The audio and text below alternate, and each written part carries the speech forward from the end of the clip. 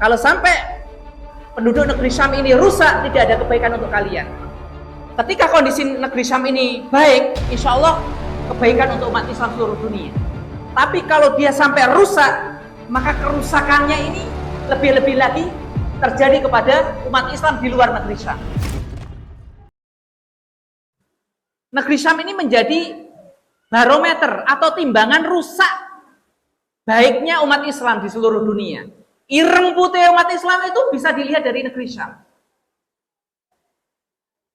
Rasulullah SAW bersabda, "Idza fasada al-syami fala khaira fikum."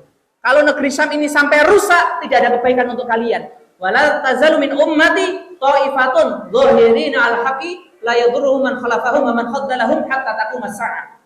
Kalau sampai penduduk negeri Syam ini rusak, tidak ada kebaikan untuk kalian.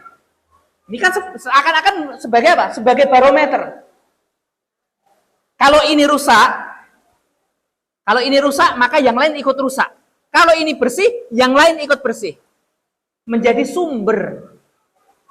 sumbering umat Islam.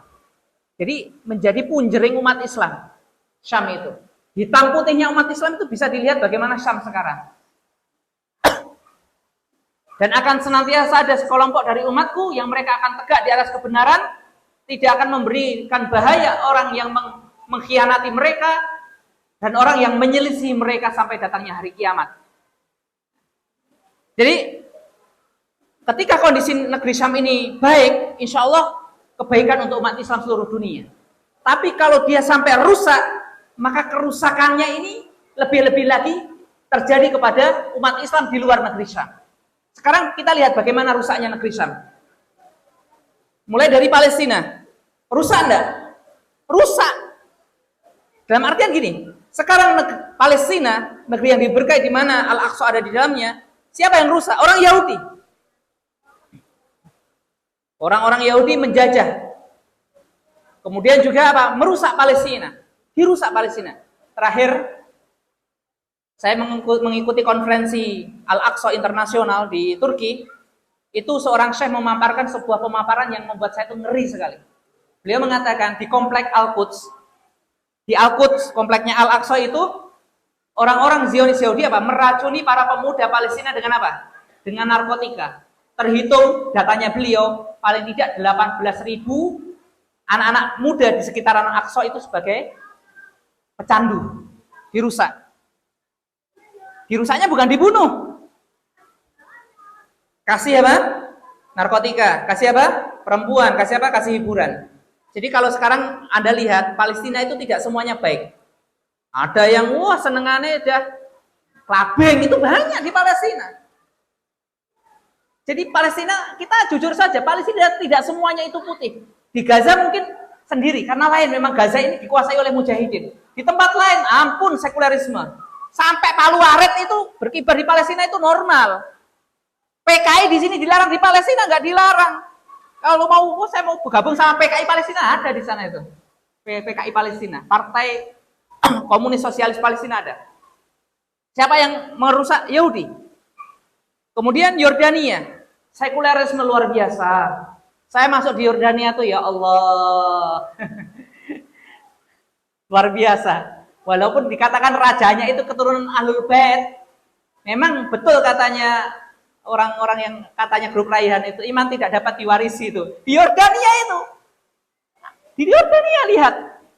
Sekuler, luar biasa. Libanon, wah, Libanon lebih-lebih. Persis seperti Inggris atau Prancis. Orang telanjang di mana-mana. Negeri Syam. Suriah dirusak sama orang Nusairiyah.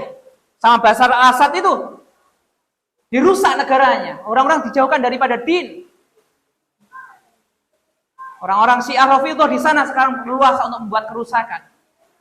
Nah, orang-orang Nusairiyah di Suriah luar biasa. Bagaimana nggak luar biasa? Akidah mereka saja luar biasa. Bahkan Ibnu Katsir itu sempat mengabadikan tulisan tentang kelakuannya orang Nusairiyah yang ada di Suriah itu. Menangkapi ahlu sunnah, ditangkapi, diseksa, dipaksa untuk mengatakan, "Qul la ilaha illa Ali." Katakan tidak ada Tuhan kecuali Ali. Katakan tidak ada Tuhan kecuali Ali. Itu zamannya Nusairiyah zaman dulu. Zamannya sekarang enggak. Orang-orang Nusairiyah punya syahadat yang lain. La ilaha illa Basharil Asad, tidak ada Tuhan kecuali Bashar al-Assad. Itu masih ada videonya banyak tuh. Pembantaian di mana-mana. Negeri Syam rusak. Bagaimana kondisi negeri yang lain? Lebih tidak karuan. Bagaimana tentang negeri Saudi yang dikatakan negeri tauhid wa sunnah itu? Lihat sekarang Saudi.